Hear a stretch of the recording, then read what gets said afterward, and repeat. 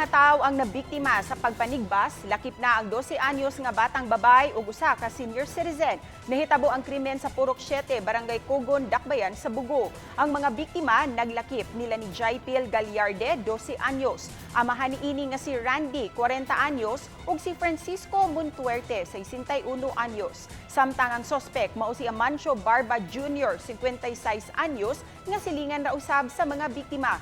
Base sa inisyal nga investigasyon sa Bugo City Police Station, nag-inom ang duha ka mga lalaking biktima sa sud sa balay dihang kalit nga miabot ang sospek. Suma pa sa walay pagpangutana, mitigbas sa dalang sundang sa nakadiyang parte sa lawas sa mga biktima.